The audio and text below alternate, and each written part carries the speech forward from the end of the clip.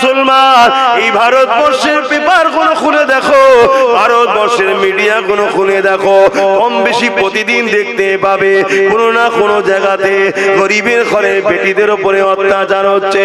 সেই মেয়েটার বয়স হয়তো 3 বছর, তাকেও ছাড়ছে না। সেই মেয়েটার বাচ্চাটার বয়স হয়তো 5 বছর, তাকেও ছাড়ছে না। সেই বাচ্চাটার কন্যাটার বয়স হয়তো 8 বছর, তাকেও ছাড়ছে না। এ ভারতের মুসলমান, অন্যকে কি করছে আমার দেখার দরকার নাই। মুসলমান তো তারা, নবীর উম্মত তো তারা, যারা দুনিয়াকে কাঁপিয়ে দিয়েছে, দেখিয়ে দিয়েছে নারীদের উপরে জুলুম হলে তাদের বিরুদ্ধে একদিন নয়, দুদিন নয়, বছর বছর পর্যন্ত লড়াই করেছে যে জাতি, ওই জাতিকেই তো বলা হয় মুসলমান। এ যুবকেরা, তরুণেরা, আজ আমরা এত খারাপ হয়ে গেলাম, আমরা নারীদের ইজ্জত বাঁচানো তো দূরের কথা, আজকে দুঃখের বিষয় আমরা তাদেরকেই সাপোর্ট করছি যারা ক্ষমতার জোরে টিকে রয়েছে, আর তাদের চামচাগুলো নারীদের উপরে জুলুম করছে, তাদের আমরা গোলামি করতে লেগেছে।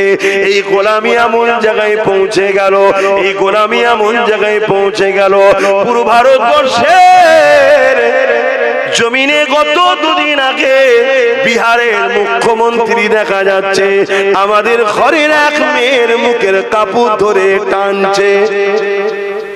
কেমন লাগলো দেখতে? খুশি তো? আমি জানি বিহারের মুখ্যমন্ত্রী হয়তো প্রকাশ্যে মুখের কাপড় ধরে টানে, ও গোপনে আরো কাপড় অনেক কিছু ধরে টানে, ওর চরিত্র খারাপ আমি জানি, ওর কথা বাদ দেন। কিন্তু আপনাদের জিজ্ঞেস করছি যে আপনাদের কেমন লাগলো দেখতে? ভালো লেগেছে তো? বলেন বলেন। কেন? ও জানে যে যার মুখের কাপড় ধরে টানছি এ জাতির পুরুষরা সে ঈমান আর নেই যে ঈমান মোহাম্মদ বিন কাসেমের ছিল। একটা 18 বছরের যুবক, এক নারীর উপরে জুলুম হয়েছিল, খবর পেয়ে পুরো আক্রমণ করে ছিলেন তিনি। তাহলে আজকে সেই জায়গায় আমরা এত মুসলমান থাকার পরও আজকে কোথায় যাচ্ছে? বলো বলো, ভাবো ভাবো। কে মাথা ঢাকবে, কে মুখ ঢাকবে, কে বুক ঢাকবে, কে আরো কিছু থাকবে, সেটা তার স্বাধীনতা।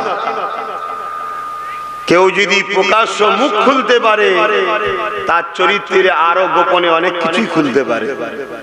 এটা ভাবাটা স্বাভাবিক, তাই তো নাকি? কিন্তু সব কথা যাক, আমি আপনাকে প্রশ্ন করছি, এই অসভ্যতা এত মাথায় উঠলো কি করে? এতে কি আমাদের দোষ আছে? না, শুধু বাংলাতে তো বলছি না, টোটাল মুসলিম সমাজকে বলছি, আমাদের দোষ আছে না? না, এখনো শুধরান, এখনো সময় আছে। লাভ লসের রঙ্ক করে করে করে করে করে করে করে করেই তো জিন্দেগি শেষ করে দিলেন। অঙ্ক সব বন্ধ করুন, একটাই কথা, যে আমার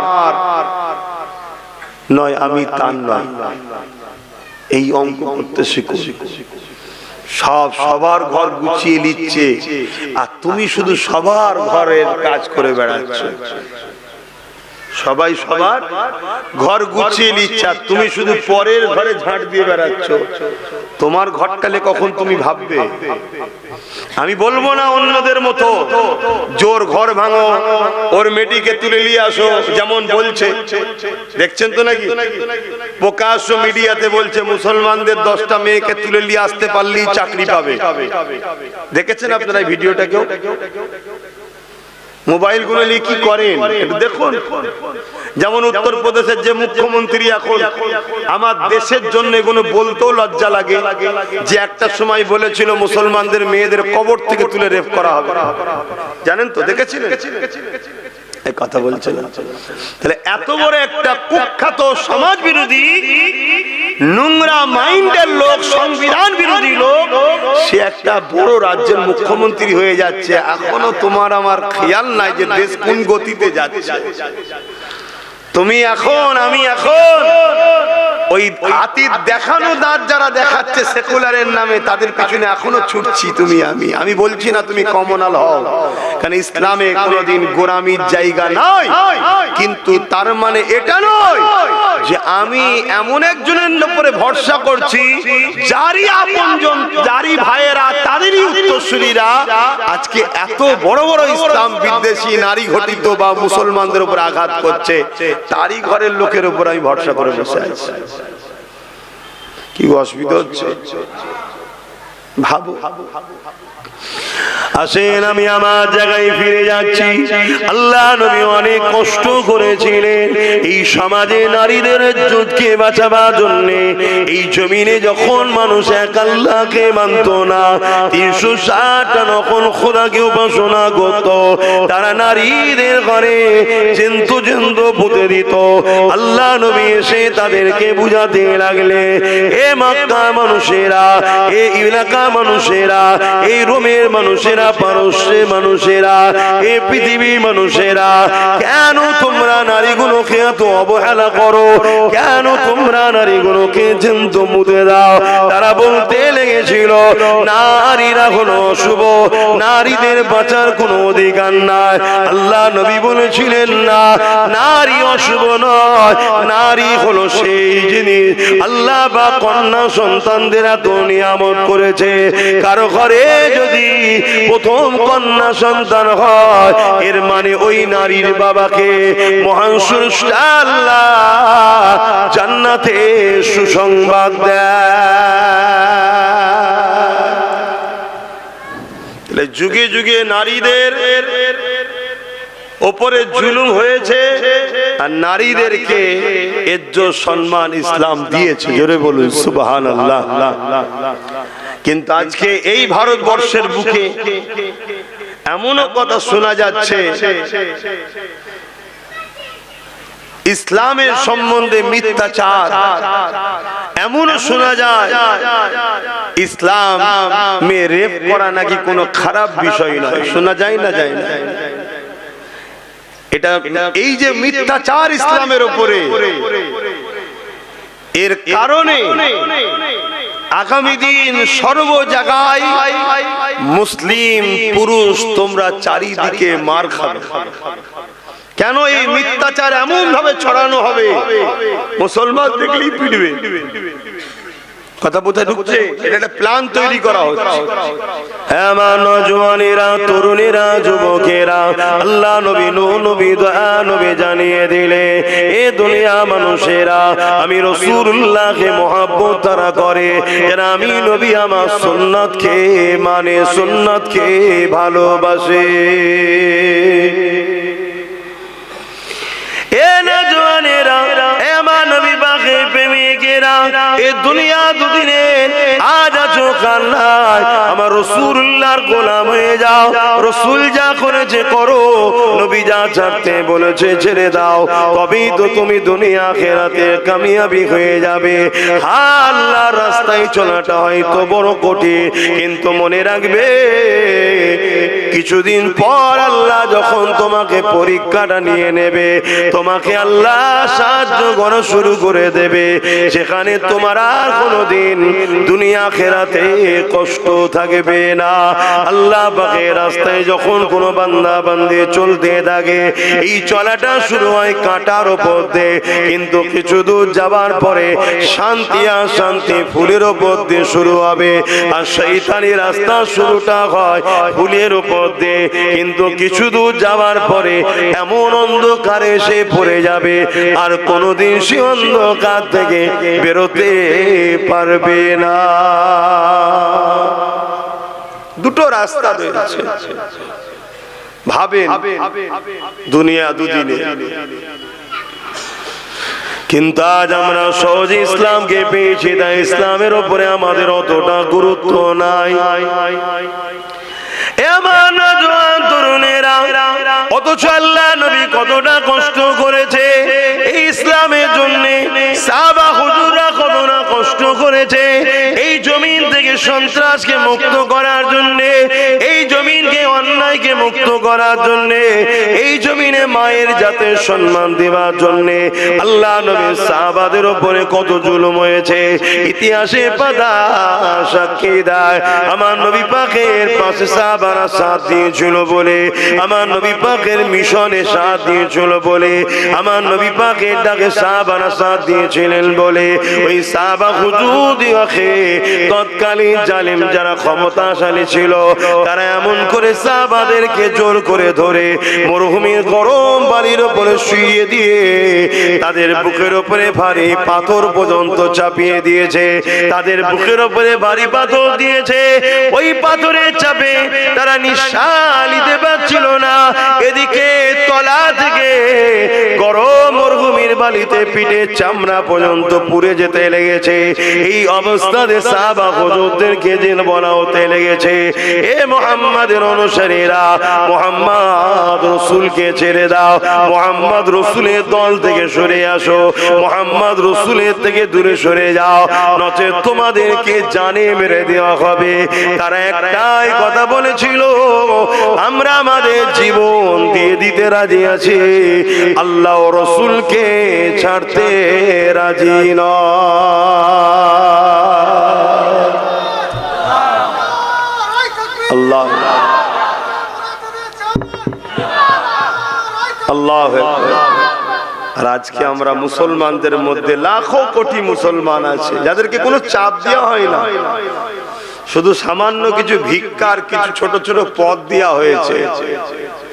আল্লাহর মসজিদ মাদ্রাসা কোরআন ওয়াকাফকে ছেড়ে দিতে এরা রাজি আছে, কিন্তু দুনিয়ার মসজিদ মাদ্রাসা ওয়াকাফের দুশমনদের ছাড়তে এরা রাজি নাই। এরা মুসলমান আছে না? বলুন। তাহলে আমি প্রথমেই বললাম যে সব মুসলমান ইমানদার নয়।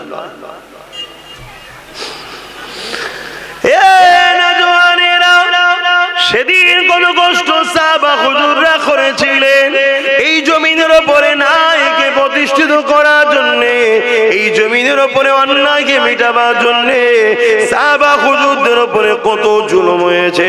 আমার নবী পাকের সাথে সাথ দিয়েছিলেন হযরত খুবাইব রাদিয়াল্লাহু তাআলা, হযরত খাব্বাব রাদিয়াল্লাহু তাআলা।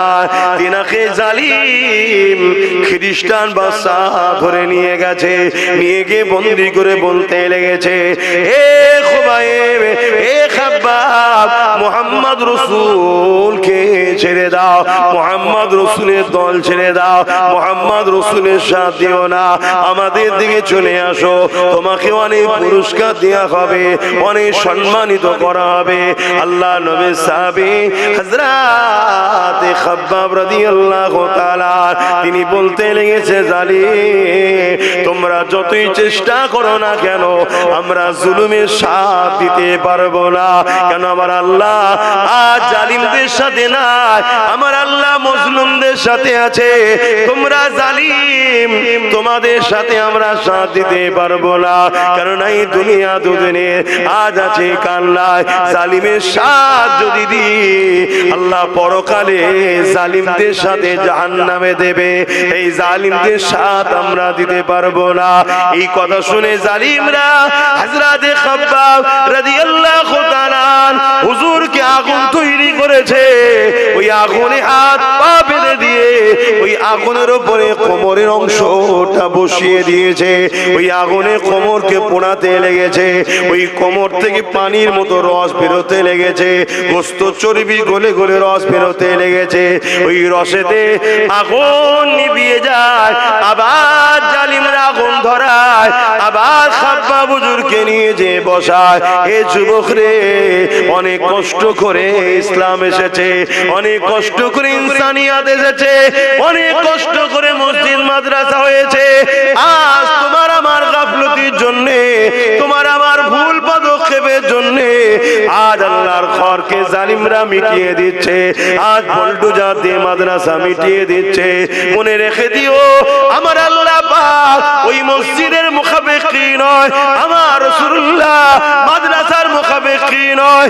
হ্যাঁ, মসজিদ আল্লাহ মদিনার ঘর, মাদ্রাসা নবীর ঘর, কিন্তু মসজিদ চলে গেলে আল্লাহ পাকের কিছু হারাবার নাই, মাদ্রাসা চলে গেলে আল্লাহ পাকের রাসূলের কিছু কমে যাওয়ার ব্যাপার নয়। কিন্তু তুমি আমি পরকালে কোন মুখে আল্লাহর জান্নাতের আশা করব? জমিনে যখন আমার মসজিদ চলে যাচ্ছিল তখন তোরা আমার মসজিদের জন্য কি করেছি বল? এটাই তো তোমার ঈমানের পরীক্ষা। প্রশ্ন করবে না করবে না? কথা বলে। আজকে কোন একটা গ্রাম যদি জালিম নেতাদের হাত থেকে ফসকে যায়, নেতা দেখে ওই এলাকার লোককে জিজ্ঞেস করে না করে না? বলো বলো, যে ফসকে গেল তোরা কি করলি, চল তুই বাদ। তা দুনিয়াদারি মামলায় যদি তারা এটা কথা বলতে পারে, অথচ কোন নেতা আমাদেরকে বানায়নি, আর যিনি আমাদেরকে বানিয়েছে, দুটো হাত দিল, দুটো পা দিল, চোখ দিল, কান দিল, জবানে কথা দিল, সে আল্লাহ তো জিজ্ঞেস করবে, হারা আমার ঘর চলে গেল, আমার মসজিদের আমার মাদ্রাসার উপর দুশ্মনী হলো জালিমরা, তোরা কি করলি? কি জিজ্ঞেস করবে না করে? কি মনে হচ্ছে আপনাদের? আপনাদের কি মনে হচ্ছে বলে? যদি মনে হয় না জিজ্ঞেস করবে না, তাহলে আমার থেকে কথা করে কি লাভ?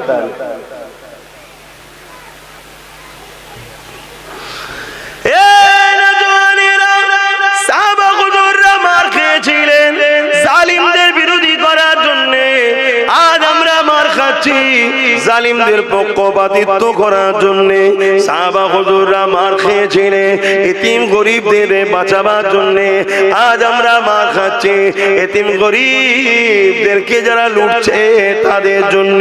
সাহাবা হুজুররা মার খেয়েছিলেন এই জমিনে সন্ত্রাস মুক্ত করার জন্য, এই জমিনে নারীদের অধিকার দেওয়ার জন্য, এই গরিবদের অধিকার দেওয়ার জন্য।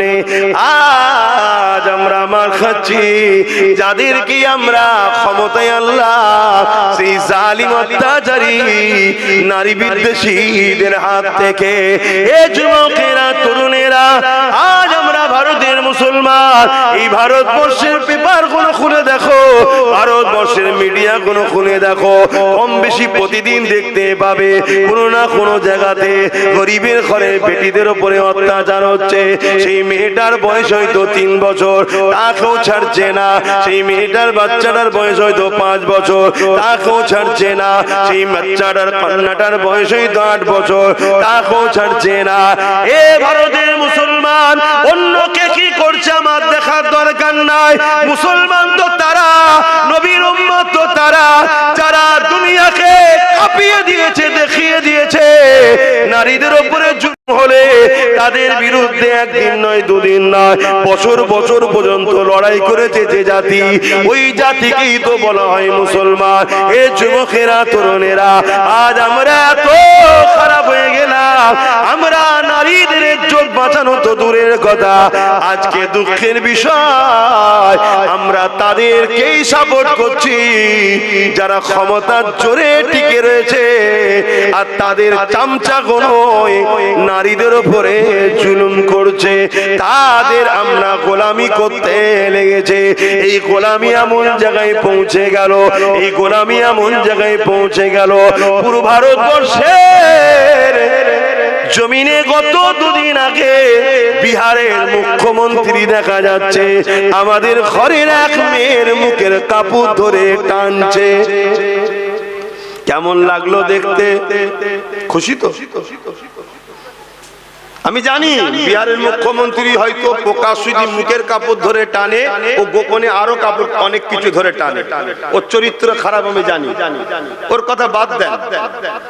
কিন্তু আপনাদের জিজ্ঞেস করছি যে আপনাদের কেমন লাগলো দেখতে? ভালো লেগেছে তো? বলেন বলেন।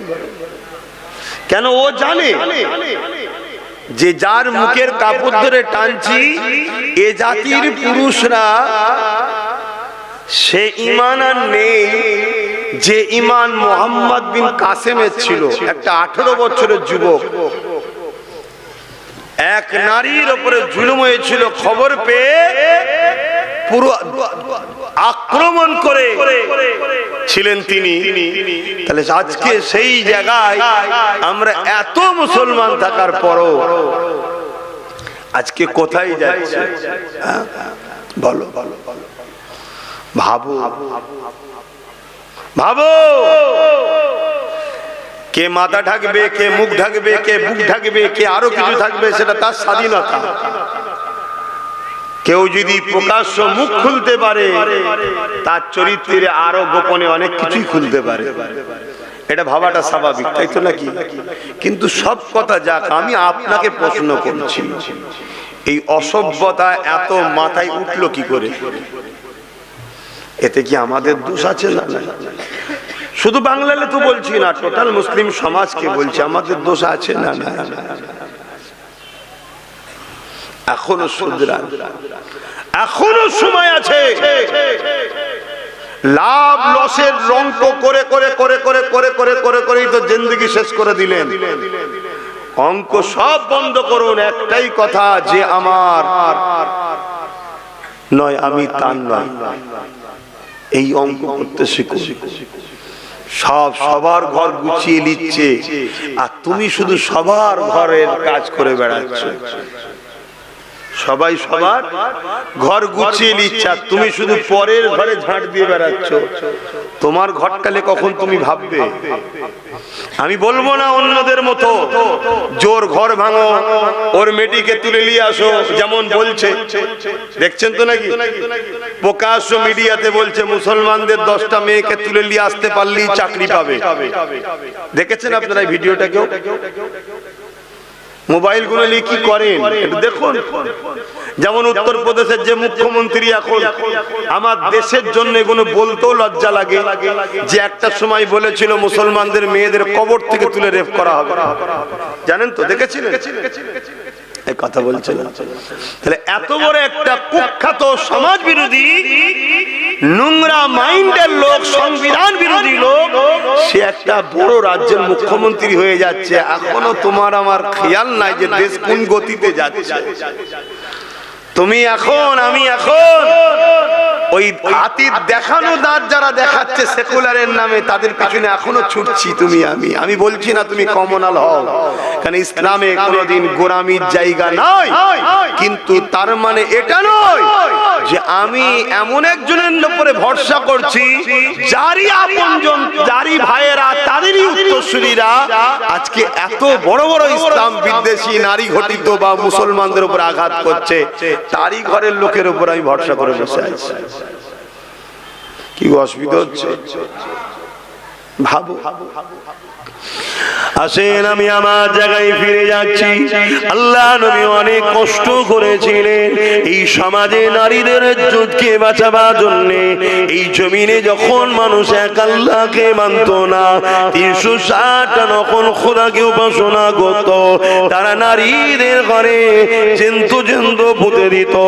আল্লাহ নবী এসে তাদেরকে বুঝাতে লাগলে, এ মক্কা মানুষেরা, এ এলাকা মানুষেরা, এই রোমের মানুষেরা, পারস্যের মানুষেরা, এই পৃথিবীর মানুষেরা, কেন তোমরা নারীগুলোকে এত অবহেলা করো? কেন তোমরা নারীগুলোকে জন্তু মুতে দাও? তারা বলতে লেগেছিল নারীরা হলো অশুভ, নারীদের বাঁচার কোনো অধিকার নাই। আল্লাহ নবী বলেছিলেন না, নারী অশুভ নয়, নারী হলো সেই জিনিস আল্লাহ বা কন্যা সন্তানদের এত নিয়ামত করেছে। কারো ঘরে যদি প্রথম কন্যা সন্তান হয়, এর মানে ওই নারীর বাবাকে মহান স্রষ্টা আল্লাহ জান্নাতে সুসংবাদ দেয়।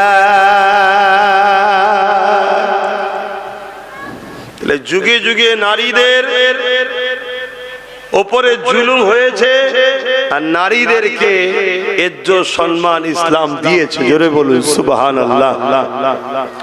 কিন্তু আজকে এই ভারতবর্ষের বুকে এমনও কথা শোনা যাচ্ছে, ইসলামের সম্বন্ধে মিথ্যাচার।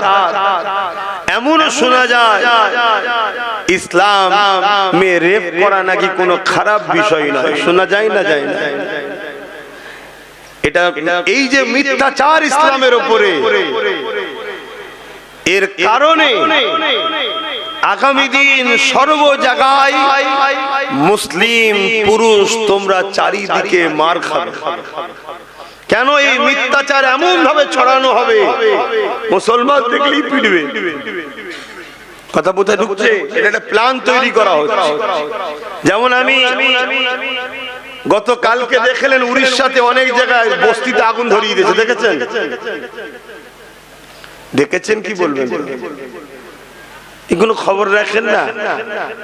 এই আগুন ধরানোর পিছনেও একটা কথা উঠছে, এটা আমি অনেক আগে থেকে জানতাম। কেউ একজন কিছু করবে, আমি অনেক আগে বলেছিলাম মুসলিম সমাজের মধ্যে এমন কিছু লোককে দিয়ে এমন কিছু কাজ করানো হবে যার দ্বারা পুরো মুসলিম সমাজকে চারিদিকে টার্গেট করা হবে। এটা অনেক আগে বলেছি। আজকে সেই জায়গাতে মুসলিম যেখানে থাকে সেসব বস্তিগুলো আগুন ধরিয়ে দেওয়া হচ্ছে, আর তাদেরকে একটা বিশেষ স্লোগান দিয়ে তাদের উপরে জুলুম করা হচ্ছে। আগামীতে আরো বাড়বে। আর এই সব কিছুর পিছনে কারণ একটাই, আমরা রসুল ভোলা হয়ে গেছি। আপনি ভাবেন এখানে রসুল ভোলা শুধু কি আছে? হ্যাঁ, আমাদের যে কাজ আমরা সে কাজ ছেড়ে দিয়েছি। আমাদের কাজটাই হলো নায়ের সাথ দিয়া জুলুমের বিরোধী করা, কিন্তু আমরা এতদিন করছি কি? জুলুমের সাথ দিচ্ছি, নায়ের বিরোধী করছি। করেছি না করিনি? আজ নয়, আলহামদুলিল্লাহ অনেক বাপ ভাই মা বোন পরিবর্তন হচ্ছে, নবী বংশের আওলাদ নওশাদের সাথ দিচ্ছে, এটা ভিন্ন বিষয়। কিন্তু আমরা এই পাপের মধ্যে অন্যায়ের বিরুদ্ধে জড়িয়েছি না জড়াই? আজ নাই নতুন করে মানুষ চেঞ্জ হচ্ছে। তবে হ্যাঁ, এটা বলতে পারি এখনো আল্লাহর পক্ষ থেকে মার শুরু হয়ে যায়নি। এখনো সময় আছে তওবা আমাদের করে নেওয়া দরকার। এখনো টাইম আছে ফিরে আসা দরকার। এখনো টাইম আছে পরিবর্তন হওয়া দরকার। এ না জওয়ানেরা, তরুণেরা, আমার নবী পাকের প্রেমিকেরা, আরে আমার নবী সাহাবারা নবীকে কেমন মহব্বত করেছে, ওই মহব্বত তোমাকে আমাকে করতে হবে। রাসূলুল্লাহ সাথ দেওয়ার জন্য সাহাবা হুজুরকে নিয়ে গিয়ে শুলিতে চাপিয়ে চাপিয়ে এক এক করে শহীদ করে দিয়েছে।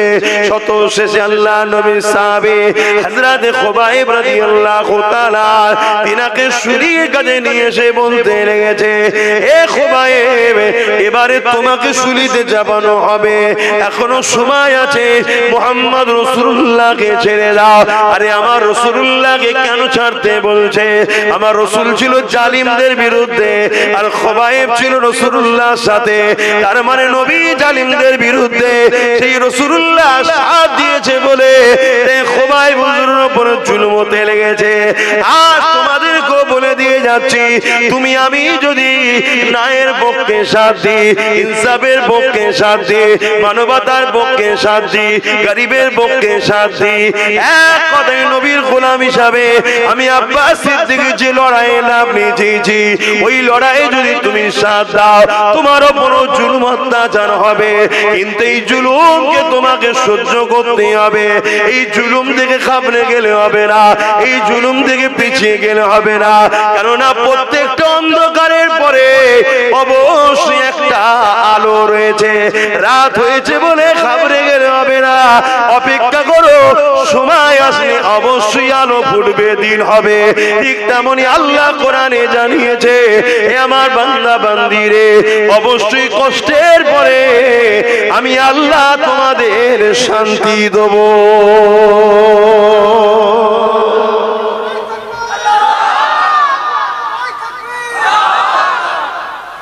তার জন্য তো মজবুত হয়ে দাঁড়াতে হবে, ঘাবড়ে গেলে হবে?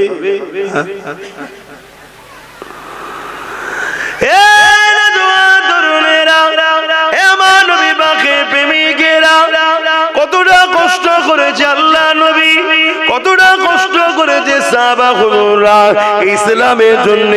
যখন আমার আল্লাহ পাক জানিয়ে দিলে, জিবরাইল মারফতে আমার রাসূলুল্লাহকে বলে দিলে, হে আল্লাহ পাকের নবী, আখেরি নবী হুজুর, আপনি আজকে রাত্রিতে হিজরত করে নেন, কেননা জালিমরা আপনাকে শহীদ করে দেবার জন্য তারা মিটিং করে নিয়েছে।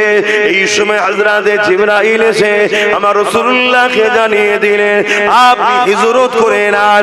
এ যুবকেরা তরুণেরা আমার রাসূলুল্লাহকে হিজরত করতে হয়েছিল, কিন্তু আমার নবী পাক ঘর থেকে বেরোবার আগে 40 জন জালিম আমার রাসূলুল্লাহর ঘরকে ঘিরে ফেললো। 40 জন উলঙ্গ তরোয়াল নিয়ে আমার রাসূলুল্লাহর ঘরকে ঘিরে ফেলেছে। অনেক বড় কথা, আমার নবী পাক কিভাবে বেরিয়েছে আপনারা সবাই জানে। ওখান থেকে রাসূলুল্লাহ রওনা দিয়ে দিলেন। রাসূলুল্লাহর সাথে কে ছিল?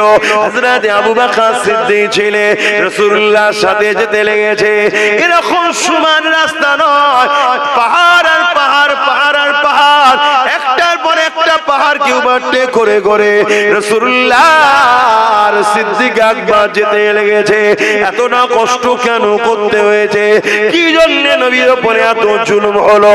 না নবী ইনসাফের পক্ষে ছিল, নবী মানবতার পক্ষে ছিল, নবী গরিবের পক্ষে ছিল, নবী নারীর অধিকারের পক্ষে ছিল, নবী সন্ত্রাসদের বিরুদ্ধে ছিল, নবী জালিমদের বিরুদ্ধে ছিল।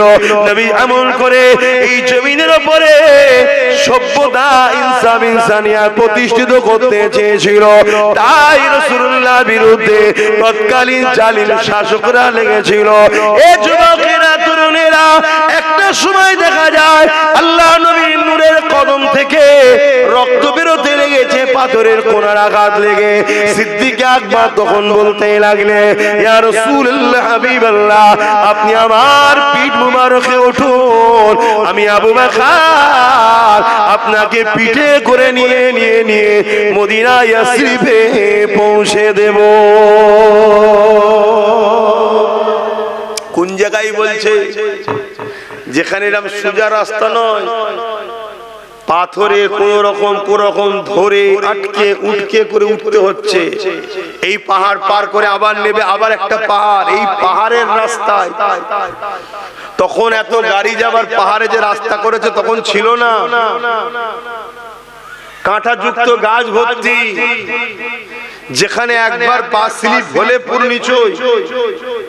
এরকম একটা পথের ওপরে আবু বকর সিদ্দিক নিজে চলছে, তিনারও পা দিয়ে রক্ত বেরোচ্ছে। সেই অবস্থাতে হুজুরকে বলছে, হুজুর আপনি আমার পিঠে আসুন, এই সুযোগটা আবু বকরকে দিন। কিয়ামত দিন আল্লাহ বললে আমি তো বলবো আল্লাহ আবু বকর আপনার হাবিবকে পিঠে তুলে ঘুরেছে। জোরে বলুন সুবহানাল্লাহ। ভাবু মোহব্বত কাকে বলে। আর আমার রাসূলের উপরে এই জুলুমটা কেন?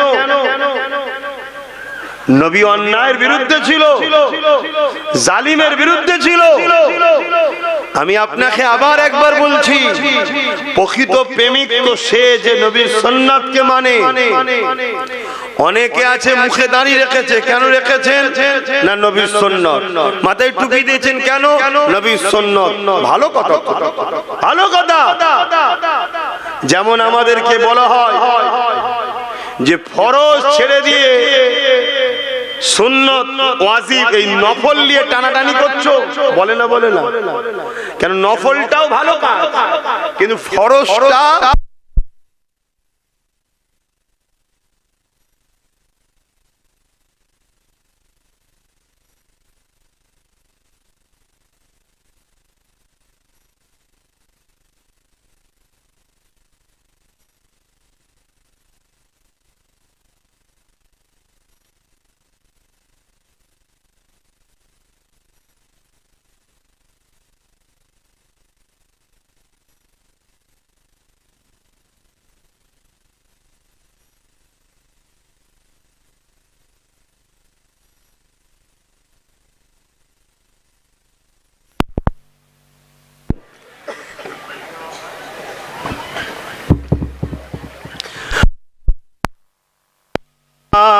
সাল্লি আলা, পড়েন ওয়ালা আলি।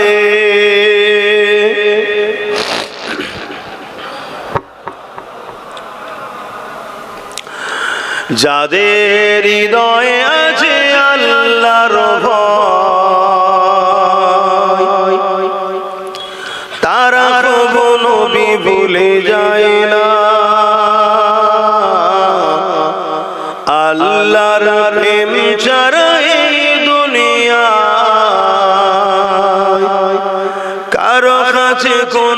কিছু চায় না,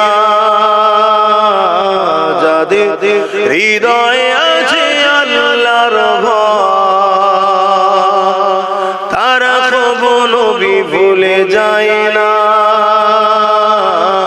আল্লাহ প্রেম ছাড়া এই দুনিয়া কারো কাছে কোনো কিছু চাই না।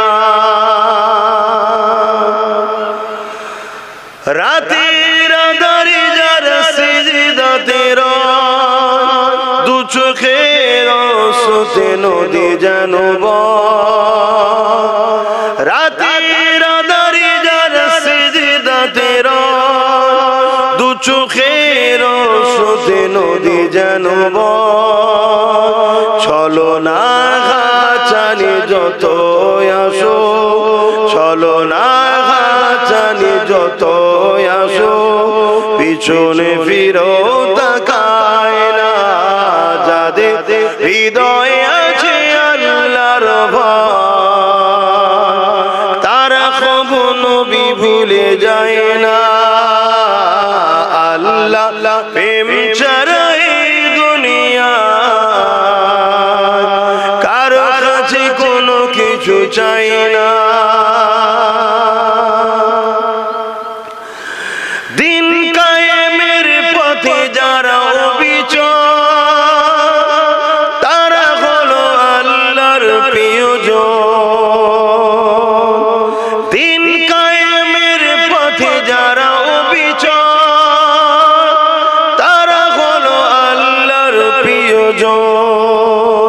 বাতিলের কাছে যারা হার মানে না, বাতিলের কাছে যারা হার মানে না, সংগ্রাম করে যায় অমরণ।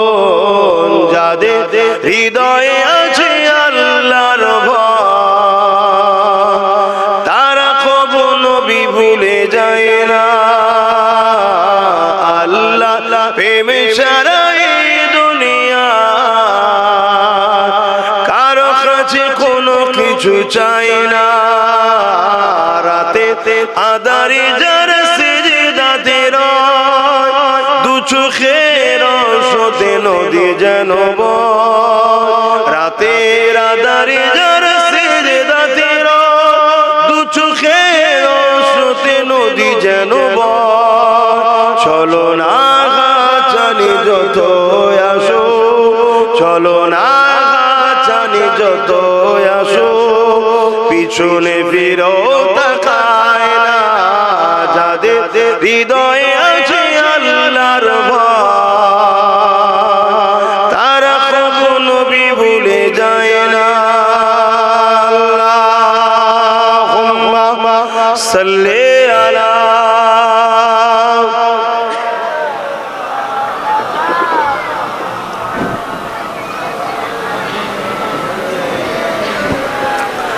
আমার আব্বা জানেরা, ভাইরা, মায়েরা, বোনেরা, আমি আবার বলছি, আমার দেশের বর্ডার সিকিউরিটি নিরাপদের জন্য বর্ডারে বিএসএফ আছে না নাই?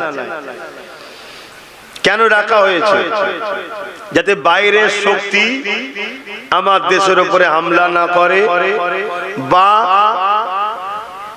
দেশের কোনো মধ্যে কেউ গাদ্দার বা দেশের মাল ইদিক উদিক সরকারি আইন ছাড়া অবৈধভাবে কেউ যেন লেনদেন না করতে পারে, দেশের ক্ষতি না হয়। বা সেনা আছে কি জন্যে? যাতে দেশের উপরে কেউ হামলা করলে প্রতিরোধ করবে, তাই তো নাকি? এজন্য তাদেরকে মাইনে দেওয়া হয়, তৈরি করা হয়েছে। তো উম্মতে মুহাম্মাদি, আল্লাহ তোমাকে আমাকে জমিনে পাঠিয়েছে এই কারণে, এই জমিনের উপরে কেউ অন্যায় করলে তাকে দমন করার জন্য। তুমি কেন বুঝছো না? তুমি মনে করেছো আমাকে নামাজ পড়তে শুধু আল্লাহ পাঠিয়েছে, তুমি মনে করেছো আমাকে শুধু রোজা রাখতে আল্লাহ পাঠিয়েছে। এটাই তো তোমার ভুল কনসেপ্ট হয়েছে। নামাজ রোজা যেমন তোমাকে আল্লাহ হুকুম দিয়েছে, ঠিক তেমনি খোদার্থ মানুষকে খানা দিবার হুকুম, আর খোদার্থ মানুষের উপরে কেউ জুলুম করলে তার বিরুদ্ধে লড়াই করার হুকুম আল্লাহ দিয়েছে। জোরে বলো সুবহানাল্লাহ।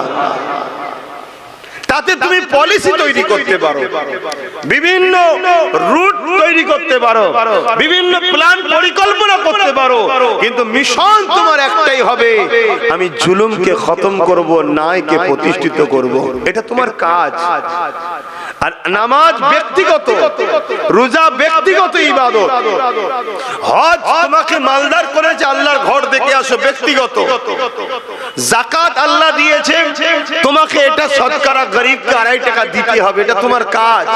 কিন্তু আল্লাহ যেমন রাসূল টুপি পরেছে, তুমি পড়ছো, দস্তকান বিছিয়ে খাচ্ছ, খাও, কিন্তু যেমন ফরজ নামাজ আর নফল নামাজ দুটো এক নয়, কিন্তু দুটোই ভালো কাজ। ফরজের গুরুত্ব অনেক বড়, নফল অনেক ছোট। নফল যদি ছেড়ে যায় তবুও অনেক গুঞ্জাইশ, কনসেশন আছে, কিন্তু ফরজের জন্য কিন্তু অনেক কড়া আইন আছে, তাই তো নাকি? ঠিক তেমনি দস্তকান বিছিয়ে খাওয়াটাও সুন্নাত, তারপরেও যদি ছেড়ে যায় একটা সুন্নাত, তুমি নেকি পেলে না। কিন্তু আমার রাসূলুল্লাহর অনেক বড় সুন্নাত হলো সন্ত্রাস, জালিম শাসকদের বিরুদ্ধে যুদ্ধ করে ওই সমাজের মানুষকে জালিম নেতাদের হাত থেকে বাঁচানো, এটা নবীর সুন্নাত। জোরে বললেন না সুবহানাল্লাহ? তো এইটা কি করবে বলো? সেই জায়গায় উম্মতে মুহাম্মাদি টুপি পরে দাড়ি রেখে জালিম শাসকের সঙ্গে সাথ দিয়ে বলছে আমি নবী সুন্নত রেখেছি। সুন্নত রেখেছে না উম্মতকে বোকা বানাবার জন্য রেখেছে, ভাবা দরকার। যদি সুন্নতের প্রকৃত দরদি হতো, যেমন ফরজ ছেড়ে নফল টানাটানি করতো না, ফরজটাও আদায় করতো, নফলটাও করতো, ঠিক না বেটি? তাহলে রাসূলুল্লাহর বড় সুন্নত হলো জালিমের বিরুদ্ধে লড়াই করা। রোমের বিরুদ্ধে রাসূলুল্লাহ লড়াই করেছে, পারস্যের বিরুদ্ধে লড়াই করেছে। কেন? এরা সব ছিল অত্যাচারী, স্বৈরাচারী, মানব সুরাতে পশুর নাই জালিম শাসক ছিল। আল্লাহ নবী তাদের বিরুদ্ধে লড়াই করেছে। এ উম্মতে মুহাম্মাদি নিজের জায়গা ভুলে গেলে। আজ আমরা লড়াইকে ভুলে গেলাম, আজ অন্যায়ের বিরুদ্ধে লড়াই করা ভুলে গেলাম, ন্যায়ের পক্ষপাতিত্ব ভুলে গেলাম। এই ভুলে যাওয়ার দরুন আমাদের আল্লাহ আমাদের কাছ থেকে সম্মান, ইজ্জত মানুষের অন্তর থেকে তুলে দিচ্ছে। তাই আজকে আমরা মানুষের কাছে ঘৃণার পাত্র হয়ে গেছি। সবার মুখে একটাই কথা, মুসলমানকে শেষ করো। কেউ প্রকাশ্য, কেউ ভেতরে ভেতরে। তাই দোয়া করব, তার আগে ছোট্ট একটা কথা বলে যাচ্ছি, একটা উদাহরণ দিচ্ছি। সবাই আমাদের দুশমন, এটা মানেন তো নাকি? সবাই আমাদের মানেন তো? নমুনা বলে যাচ্ছি, শোনেন। একটা হলো প্রকাশ্য, দেখুন বিজেপি সরকার আমাদের ওয়াকফকে আইন করে লিখছে না লাইনে ওয়াকফকে। আর আমাদের রাজ্য সরকার দেখুন মুখে আমাদের দরদি, কিন্তু আমাদের ওয়াকফের আইনকে সাপোর্ট করলো না। দেখলেন তো, সবাই আমাদের দুশমন। বিগত দিনেও যারা ছিল তারা আমাদের দুশমনি করেছে না করেনি? কথা বলুন, হ্যাঁ কি না বলুন? সব সুযোগ সন্ধানী, আমরা বুঝে উঠতে পারলাম না। তো যাই হোক, এই শীতের বেলায় সময় তো কম, বেশি কথা আর বলতে পারছি না, এতটুকুই বললাম। এখন সালাম দেবো, একটুখানি দোয়া করব। যেসব ভাইগুলো দাঁড়িয়ে আছেন, যদি আমাদের হয় কমসে কম দোয়াতে একটু ভেতরে ঢুকে আসবেন, জানি একটু শরীক হন। সালাম পড়ি, ইয়া নবী সালাম।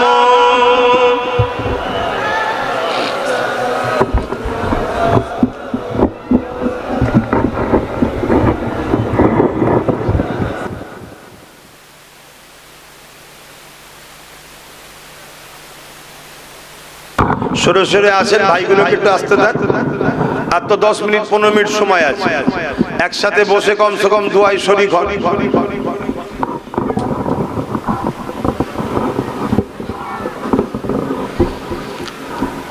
ফাঁকা জায়গা হয়ে আছে কেন? সরে সরে আসেন, এক্ষুনি তো শেষ হয়ে যাবে। কমসে কম দোয়াটা সবাই এক জায়গায় বসে চাইবে। তাহলে البدر علينا من شنيات الوداع وجب الشكر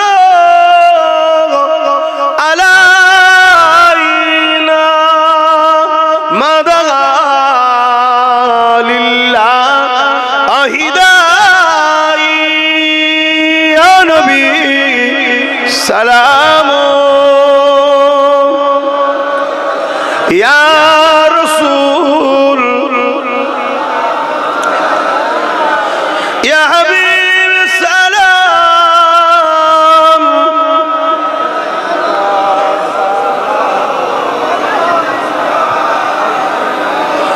পড়িল আল্লাহ আরো বাণী পোহালো দুঃখে রজনী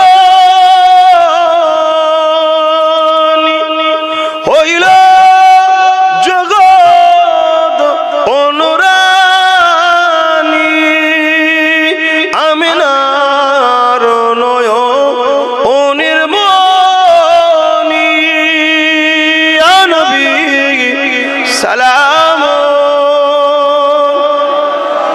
ইয়া রাসূল ইয়া হাবিব সালাম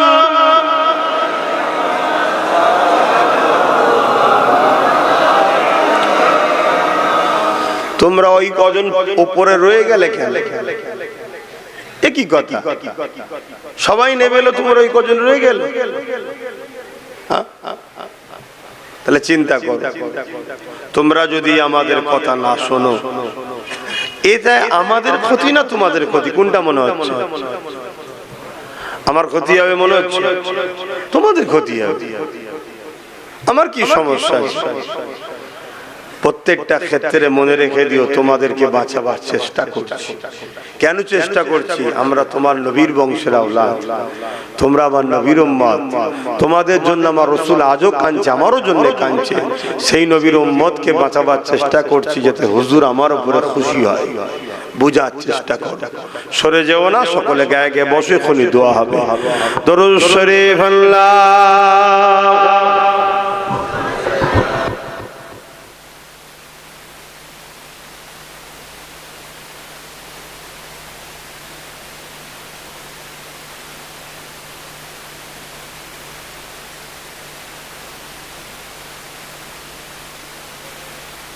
বিসমিল্লাহ শরীফের সঙ্গে 11 বার দরুদ শরীফ, 3 বার শরীফ, 10 বার শরীফ ইখলাসি তেলাওয়াত হবে। এবং পাশাপাশি একটা ছোট্ট কথা, এই মাহফিলে এসেছেন, আল্লাহ এই মাহফিলকে কবুল করেন। ছেলেরা যাচ্ছে, যার যা খুশি একটু শরীক হন। ছেলেরা যাচ্ছে, যার যা খুশি একটু শরীক হন। আর বাকি তেলাওয়াত করেন সবাই। এখনই দোয়া হবে, কেন নামাজ আছে, 4:30-এর মধ্যে শেষ হবে, তারপরে নামাজ আদায় হবে ইনশাআল্লাহ। আপনাকে 200 টাকা দিয়ে দোয়া করার জন্য একজন সদস্য মারা গেছে, তার ছেলে 500 টাকা দিয়েছে। আচ্ছা, আল্লাহ কবুল করেন, আল্লাহ তাদের মনের আশাকে কবুল করে। বোন আল্লাহুম্মা আমিন। দেন দেন দেন, যার যা খুশি একটু শরীক হন, যার যা খুশি একটু শরীক হন। বিসমিল্লাহির রহমানির রহিম। এই যে আপনাদের ঘরে বললাম, আপনারা সবাই চলে আসলেন, এইটা কতটা যে আপনারা নিজেদের উপকার করলেন, এটা আপনারা নিজেরা বুঝতে পারছেন না। যখন মুসলমান তাদের উলামাদের কথা শুনবে, তখনই জানবেন ইসলাম বিদ্বেষীরা বড় টেনশনে পড়ে যাবে। কথা বুঝছেন তো? কিন্তু এটা আপনারা সবাই তো বোঝেন না, যে দেখো ওদের উলামারা ডাকলো, সঙ্গে সঙ্গে চলে গেল। এই জিনিসটা জালিমদের ঘরে কিন্তু ঘাবড়ায়, ভয় খাওয়ায়। কিন্তু আমার ভাইয়েরা তো অনেকে বোঝে না, তারা মনে করে দৌড় বাবু ডাকছে, ডাকুকে যাকতো, যা বলছে বলুককে যাকতো। কথা বুঝে আসছে? দেখো ভাই, একই কথা বারবার বলছি, তোমরা বিরক্ত হচ্ছ কি জানি না, তবে কিন্তু আকাশে খুব কালো মেঘলা উঠেছে। বুঝার যদি হও বুঝে লাও। তাই এই কথাকে সামনে রেখে আমি ছোট্ট 2-3টে কথা প্রশ্ন করবে, একটু উত্তর দেবেন। কেউ মসজিদ ভাঙছে, মাদ্রাসা ভাঙছে, কবরস্থান ঈদগাহকে ভাঙছে, তার যদি তুমি সাথ দাও, তুমি কি মসজিদ, মাদ্রাসা, কবরস্থান, ঈদগাহ দুশ্মন না বন্ধু? জোরে বলো। আর যে মসজিদ মাদ্রাসার দুশ্মন হয় তার মধ্যে ঈমান থাকে? দ্বিতীয় নম্বর কথা, তোমার বাপ দাদুর কবর কেউ বাঁচাতে চাইছে, কেউ বিক্রি করে দিতে চাইছে। যে বাঁচাতে চাইছে সে তোমার দুশ্মন, না যে বিক্রি করে দিতে চাইছে সে দুশ্মন? তাহলে তুমি তো এতটুকু বোঝো যে কে দুশ্মন কে আপন। তাহলে দুশ্মনের সাথ দিয়ে নিজের মুরব্বীদের কবরগুলোর ওপরে সিনেমা হল, মদের আড্ডা, বার, থিয়েটার হল তৈরি করো না। নিশ্চয়ই আপনারা জানেন এই কথাটা সর্ব জায়গায় আমি বলি, কেন এটা আমার ইমানি দায়িত্ব বলার। একবার না 1 কোটি বার যদি আল্লাহ বলার সুযোগ দেয় 1 কোটি বার বলবো। কেন্দ্র সরকার একটা আইন করেছে, যে আইন দ্বারা মুসলমানদের ওয়াকফ সম্পদকে নিতে চাইছে। যেমন মুসলমানদের ওয়াকফ আছে, হিন্দু ভাইদেরও সম্পদ আছে, দেওবত্ত সম্পদ, আরো অনেক ধর্মের আছে, তাদের সবটা নিজ নিজ দায়িত্বে সব যেমন ছিল থাকবে। শুধু মুসলমানদের সম্পদটাকে কেড়ে নিচ্ছে। এই কেড়ে নিবার কারণ মুসলমানদের হয়ে বলার কেউ নেই, এক। দ্বিতীয় নম্বর কথা, ভারতবর্ষে একটা মহল তৈরি করা হচ্ছে যেখানে মুসলমানদেরকে দ্বিতীয় ক্যাটাগরির নাগরিক গোলাম হিসাবে রাখবে। যারা গোলাম হিসাবে থাকতে পারবে না তাদেরকে হয় মেরে দেবে, না হয় তাড়িয়ে দেবে, দুটোর মধ্যে একটা। এই সব কিছুর পেছনে রাগ হচ্ছে একটাই, কেন ইসলামের আলোর কাছে অনেক ভণ্ডের ভণ্ডমি শেষ হয়ে যাচ্ছে, তাই অন্য কিছু রাগ নয়। তো এইরকম একটা জায়গায় দাঁড়িয়ে থেকে আমি আপনাদের জিজ্ঞেস করছি, আপনারা বলবেন কেউ যদি বিজেপিকে সাথ দেয়, সাপোর্ট করে, ভোট দেয়, তাহলে বিজেপিকে শক্তিশালী করলো ভোট দেওয়া মানে? তার মানে মসজিদ মাদ্রাসাকে সে ভাঙুক, আপনি সাপোর্ট করলেন, তাহলে তার কি ঈমান থাকবে? ঠিক তেমনি সেই বিজেপির আইনকে যে রাজ্য সরকার মেনে নিয়েছে, তাহলে সেই রাজ্য সরকারকে কেউ যদি ভোট দেয় তার কি ঈমান থাকবে মনে হয়? তাহলে এই জায়গায় দাঁড়িয়ে থেকে আমি আপনাদের পীরের আওলাদ হিসাবে, নবীর ঘরের সন্তান হিসাবে, নবীর উম্মতকে সঠিক অন্যায় থেকে যেমন বাঁচাবার দায়িত্ব, ন্যায়ের পক্ষ রাস্তাটা দেখাবার দায়িত্ব আছে না নাই? তাই আমাকে কারা সন্তান ও ভাইয়ের মতো ভালোবাসেন একটু হাত তুলে দেখান। বিশ্বাস করেন? হাত লম্বা করে তুলবেন। বিশ্বাস করেন? আলহামদুলিল্লাহ। যারা হাত তুলেছেন তাদের উদ্দেশ্যে হাত নামান। তাদের উদ্দেশ্যে বলছি, আমাদের রাজনীতির পাওয়ার দরকার আছে, আছে না নাই? তাই আমার ছোট ভাই নওশাদ রাজনীতি করছে, আমি এইদিকে আছি, ও ওইদিকে আছে। আপনাদেরকে খুলে আম বলছি, আপনারা ওর সাথ দেবেন। আমার কথা রাখতে পারবেন? আল্লাহকে সাক্ষী রেখে বলুন, রাখতে পারবেন? কথা দিচ্ছেন তো? হাত লম্বা করুন। যারা হাত তুলতে পারবেন, আমাকে যারা ভালোবাসেন হাত নামান। তো ভালোবাসার মানুষকে বলার অধিকার আছে না নাই? বাস, বাকি কে কি করবে যে যার কবরে জবাব দেবে। কথা বুঝে আসছে? এটা আপনাদেরকে বলে গেলাম। কেন? আমি আবার একবার বলে যাচ্ছি, কেন্দ্র সরকারকে ভোট দেওয়াটাও হারাম, রাজ্য সরকারকেও ভোট দেওয়াটা হারাম। কেন? এরা উভয়ে টাকার ইপিট উপিট, এরা ওয়াকফকে শেষ করে দিচ্ছে, ওবিসি কে শেষ করে দিচ্ছে।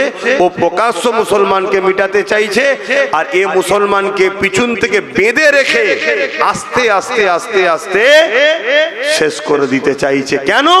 পশ্চিম বাংলায় মুসলমানদের সংখ্যাটা একটু বেশি, তো এই জন্য পশ্চিম বাংলায় ডাইরেক্ট যদি এসে আমাদেরকে অ্যাটাক করে অসুবিধা আছে। এজন্য প্রথমে হারাম টারাম খাইয়ে আমাদেরকে দুর্বল করেছে, সময় হয়তো এসেছে, এবার ওকে নিয়ে চলে আসবে। কথা বুঝে আসছে? হারাম খাদ্য আমাদের ঈমানকে দুর্বল করে। আর 1 কোটি লাশ যেমন কোনো কাজে লাগে না, বেঈমান মুসলমান কোনো কাজে আসে না। কথা মাথায় ঢুকলো? পশ্চিম বাংলার ভৌগোলিক পরিস্থিতি অন্য জায়গার ভৌগোলিক পরিস্থিতি আলাদা। এই পশ্চিম বাংলায় একটুখানি বুঝে বুঝে ওই মানে দেখাবো এক, করবো এক, এরকম সেকুলার দিয়েই আমাদেরকে শেষ করবে। তো এই জায়গায় আমি আপনাদেরকে বলবো, কে ভালো কে খারাপ দেখার দরকার নেই। নবীর বংশের আওলাদ নওশাদ সিদ্দিকী রাজনীতি করছে। রাসূলও বলেছে, কুরাইশ বংশের ঝান্ডার তলায় তোমরা থাকো, তোমরা ওর সাথ দিও। যারা আমাকে ভালোবাসেন, বলার অধিকার আছে না নাই? আমার ভালোবাসার মানুষকে বললাম, আল্লাহ যদি ওকে ক্ষমতায় আনে, সেই জায়গায় যদি পৌঁছায়, কোনো সুবিধা অসুবিধা হলে আমি জুম্মার দিন দরবারে থাকি, আমার কাছে যাবেন, আমি আপনাদের পাশে ছিলাম, আছি, থাকবো। কিন্তু মনে রাখবেন, ফাইসাল্লা আল্লাহর হাতে। আপনার সাথ দিয়াতে ওর উপকার হবে না ক্ষতি হবে ওটা জানা আপনার প্রয়োজন নয়। আপনার প্রয়োজন আমি ইসলামের যারা ক্ষতি করছে তাদেরকে কমসে কম শক্তিশালী করতে পারি না। কথা মাথায় ঢুকছে? অনেক ভাই বলবে রাজনীতি আলাদা, ধর্ম আলাদা। আমি তাদের উদ্দেশ্যে আপনাদেরকে একটা কথা বলে যাচ্ছি, আপনারা বলবেন যদি রাজনীতি আলাদা হয়, ধর্ম আলাদা হয়, তাহলে রাজপাওয়ার দিয়ে মন্দির তৈরি করছে আর মসজিদ ভাঙছে কেন? রাত পাওয়ার দিয়ে গীতা পাঠ করানো হচ্ছে আর কোরআন শেষ হয়ে যাবে বলছে কেন?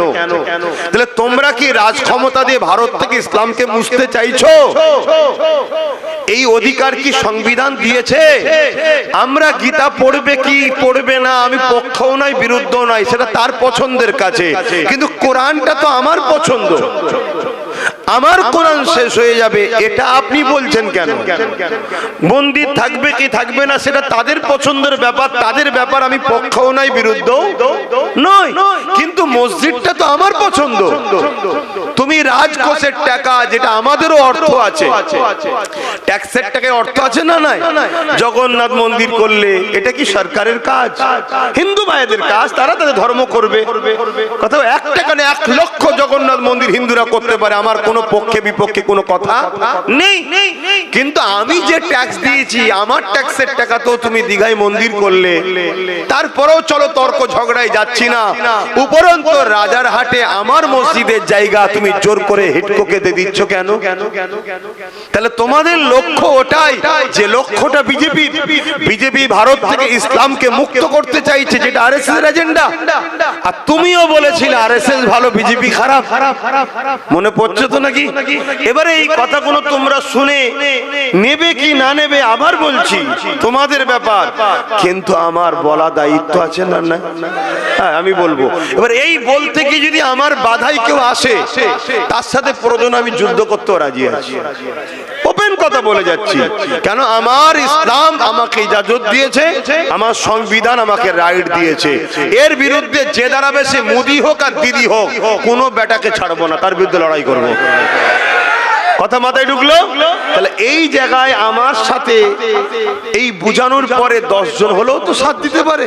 কালকে 10টা 20 হতে পারে, তো 20টা একদিন 1 লাখ হতে পারে, তো 1 লাখটা একদিন 10 লাখ, 10 লাখটা একদিন 1 কোটি হতে পারে না? পারে না?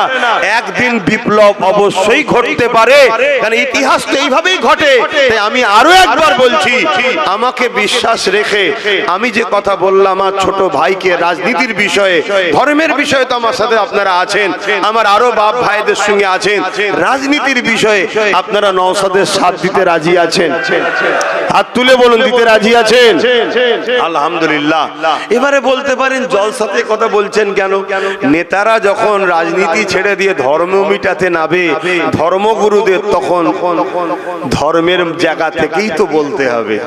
তা আমরা তো, আমাদের তো জায়গা এইটাই, ঠিক তো নাকি? আমাদের তো অন্য জায়গা নেই, তাহলে এই জায়গা থেকেই তো বলতে হবে। তা ইমাম তো মসজিদ থেকেই বলবে যে দেখো, যদি তোমরা না নিজেদের রাজ পাওয়ার তৈরি করো, যদি তোমরা 60, 70, 80, 90, 100টা নিজেরা এমএলএ না বানাতে পারো, তাহলে তোমরা শেষ হয়ে যাবে। আর তোমরা যদি 60, 70, 100টা এমএলএ বানাতে পারো, বাকি যা থাকবে 194, বাকি সব ভাগ বাটোয়ারা করে লিগে যা তোরা, তারপরে যেই সরকার করুক আমাদেরকে সাথে নিয়ে করতে হবে। আর আমরা যখন কোন সরকারের পার্টনারে থাকবো, সাথে থাকবো, আমাদেরকে কেউ মিটাতে পারবে? 215টা দিয়েছো, 215টাই মমতার, আমাদের নয়। কিন্তু আজকে যদি ওই জায়গায় 100টা আমাদের থাকতো আর 115টা যদি ওর থাকতো, তাহলে একসাথে দল করতে হতো। তাহলে এই যে চেয়ারে বসে আছি, 4টে পায়া, 3টে ওর থাকে, একটা আমাদের থাকলে ওই চেয়ারে বসে বলতে পারতো দিল্লি চলে যাও। এই জন্য আপনাদেরকে বোঝাচ্ছি। আর একটা শেষ কথা, আমার ভয় হচ্ছে, আমি তো চারিদিকে গিয়ে যেটা দেখছি, শুধু মুসলমান নয়, অমুসলিমরাও নওশাদের ওদের সাথে সাথ দিচ্ছে। আর রাজনীতির নেতা এমনই হওয়া দরকার যে শুধু মুসলমানের নয়, জনগণের হবে, যেটা নওশাদের মধ্যে আছে। দেখছি কথা বুঝে আসছে। আমি কিন্তু একটা ধর্মগুরু হিসেবে কথা বলছি, কথা বুঝে আসছে তো নাকি? কিন্তু ও রাজনীতি হিসাবে ওর মধ্যে সর্বধর্মের মানুষের জন্য লড়াই করছে, করছে না করে না? ওটাই হওয়া উচিত, ওটাই হওয়া উচিত। কেন? জনপ্রতিনিধি জনগণের, ধর্মগুরু ধর্মের লোকের, ঠিক না বে ঠিক? হ্যাঁ, তো সেই জায়গায় আজকে অমুসলিমরাও তার সাথ দিচ্ছে। এই যে সবাই ওর সাথে ছুটছে, তো এইটা কিন্তু কেউ ভালো নজরে নিচ্ছে না, কেউ ভালো নজরে নিচ্ছে না যে একটা মুসলিম ছেলে সর্বধর্মের মানুষের নেতা হবে। এটা কিন্তু ভালো নজরে কেউ বলবেন তো লিখছে না।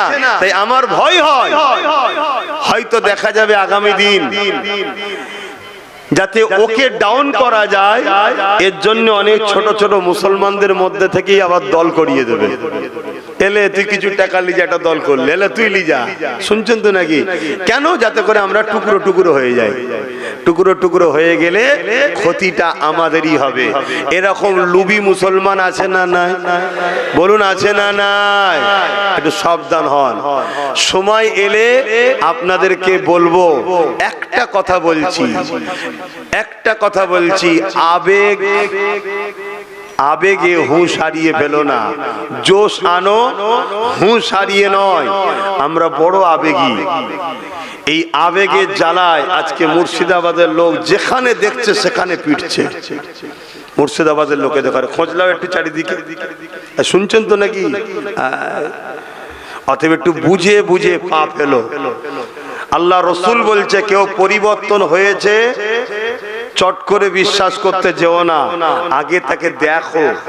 পাহাড় সরে গেছে বিশ্বাস করো, কেউ পরিবর্তন হয়েছে বিশ্বাস চট করে করো না। আমি কারো নিন্দা করছি না, কিন্তু রাসূলুল্লাহর হাদিসটাকেও মাথায় রাখা দরকার আছে না নাই?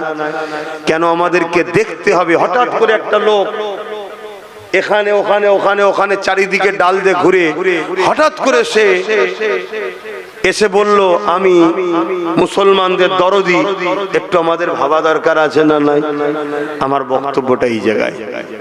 আমি তার পক্ষে বিপক্ষে কোনো কথা বলছি না, কিন্তু আমি এতটুকু বলবো, রসুল বলছে তোমরা ভেবে দেখো, চট করে বিশ্বাস কাউকে করতে যেও না, এটা মাথায় রেখে দিও। হ্যাঁ, আমাদের যে যা লিখছে, আমাদের যে যা কাটছে, সব নোট করো। আর নোট করে কোমরটাকে আগে মজবুত করো, ভিতটা ভালো করে দাও, তাহলে উপরে 10 তলা কেন 20 তলা দেওয়া যাবে, ঠিক তো নাকি?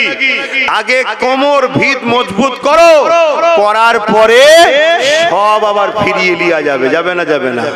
যে পাওয়ারে তুমি আমার মসজিদ নিলে, যে পাওয়ারে তুমি আমার ওয়াকফ লিচ্ছ, ওই পাওয়ার যদি আমরা দখল করতে পারি, আবার ওই মসজিদ মাদ্রাসা ওয়াকফকে ফিরানো যাবে না? যাবে না। তাহলে আগে সেই পাওয়ারটা তৈরি করো। সেই পাওয়ারটা তৈরি করার আগেই যদি হুড়োহুড়ি করতে যাও, তাহলে তো আমাকে সব সমেত তুলে ফেলে দেবে। কথা বুঝছেন? একটু বুঝে বুঝে পা ফেলো। কথাই কেউ কষ্ট পেয়েছেন, আসেন তওবা করি। বিসমিল্লাহির রহমানির রহিম। আল্লাহ তাআলা, আমি জানা ওয়া জানা, ইচ্ছা ওয়া ইচ্ছা সকল গুনাহ হইতে তওবা করিতেছি। আস্তাগফিরুল্লাহ রাব্বি মিন কুল্লি যামবি ওয়া আতুবু ইলাইহি। আশহাদু আল্লা ইলাহা ইল্লাল্লাহু ওয়াহদাহু লা شريك له واشهد ان محمدا عبده ورسوله لا اله الا الله محمد رسول الله صلى الله عليه وسلم اللهم امين। আয় আল্লাহ, প্রতিদিন প্রতিটা জায়গায় চেষ্টা করছি আল্লাহ আমার বাপ ভাই মা বোনদেরকে বুঝাবার। আল্লাহ ফাইসাল্লাহ আপনার হাতে। আল্লাহ আপনি আমাদের জীবনের গুনাহ মাফ করে দেন, আমাদেরকে নামাজি মুত্তাকি পরেজগার বানান, সমস্ত বুরাই খারাপ রাস্তা থেকে দূরে রাখেন। আয় আল্লাহ, দিদারে কাবা দিদারে মদিনা শরীফ যাওয়ার তৌফিক দেন। যে যায় মাহফিলে শরীক হয়েছে আল্লাহ,